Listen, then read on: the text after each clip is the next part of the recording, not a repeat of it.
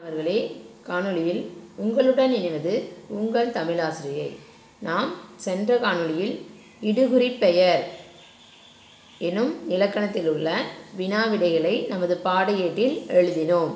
தற்பொழுதும் பாடையேட்டை எடுத்துக்கொள்ளவும். பாடையேட்டில் புதிய பக்கத்தில் காரணப் பெயர் என்னும் தலைப்பை அழகாக எழுதி கொள்ளவும்.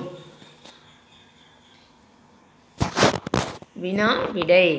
வினா விடை பாடையேட்டில் எழுதும் பொழுது சொல்லிக்கொண்டே எழுதுதல் மிக அவசியம்.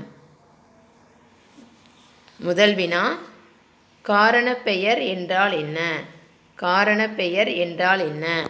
ஒரு பொருளுக்கு காரணம் கருதி இட்டு வழங்கும் பெயர் காரணப் பெயர் எனப்படும். ஒரு பொருளுக்கு காரணம் கருதி இட்டு வழங்கும் பெயர் காரணப் பெயர் எனப்படும். நாம் சென்ற காணொலியில் இடுகுறி பெயர் எழுதுவது காரணமே கருதாமல் இல்லையா, நம்ம முன்னோர்கள் இட்டதை நம்ம அப்படியே வழங்கி வருது. இதுவும் காரணத்தோட இட்ட பெயர் தான் காரண பெயர். இப்போ எடுத்துக்காட்டாக வளையல். வளையல் என்ன, இது வளைந்து இருக்கிறதுனால வளையல். முக்காலி, 3 கால் இருக்கிறதுனால முக்காலி.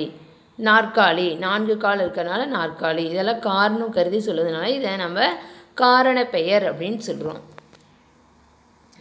இரண்டாவது வினா எழுதும் பொழுது ஒரு கோடு இடைவெளி விட்டு எழுத வேண்டும். இரண்டாவது வினா, காரண பெயர் எத்தனை வகைப்படும், அவை யாவை? காரண பெயர் 2 வகைப்படும்.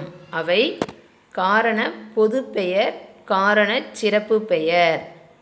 காரண பொது பெயர், காரண சிறப்பு பெயர். மூன்றாவது வினா எழுதும் பொழுதும் ஒரு கோடு இடைவெளி விட்டு எழுத வேண்டும். மூன்றாவது வினா, காரண பொது பெயர் என்றால் என்ன? காரணம் கருதி இடப்பட்ட பெயர் பொதுவாய் உள்ள எல்லா பொருளுக்கும் வழங்கப்படும். இல்லையா, காரணம் கருதி இட்டது தான். இப்போ பறவை, பறப்பதனால் நம்ம பறவைன்னு சொல்கிறோம். அது காரண பொது பெயர். சரிங்களா? பறவை எல்லா, இப்போ கிளி, காகம் இல்லையா, குயில், இது எல்லாமே நம்ம தனித்தனியாக சொல்லாமல் ஒரே இடத்துல பார்க்கும்போது பறவை அப்படின்னு இல்லையா பொதுவாக சொல்லுவோம். அதுக்கு பொதுவாக சொல்லும்போது பறவை அப்படின்னு சொல்லுவோம் இல்லைங்களா. அதனால் இது காரண பொது பெயர். அடுத்தது நான்காவது வினா, காரண சிறப்பு பெயர் என்றால் என்ன? காரணம் கருதி இடப்பட்ட பெயர் ஒரு பொருளை மட்டுமே சிறப்பாய் குறிக்கும். காரணம் கருதி இடப்பட்ட பெயர் ஒரு பொருளை மட்டுமே சிறப்பாய் குறிக்கும். இப்போ எடுத்துக்காட்டு பார்த்தோமா, மீன் கொத்தி பறவை.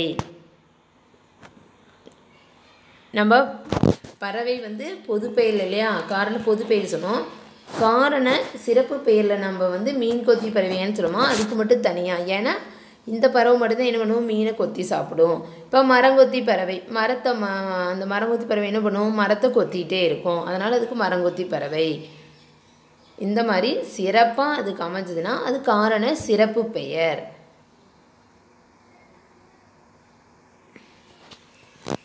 நன்றி மாணவர்களே.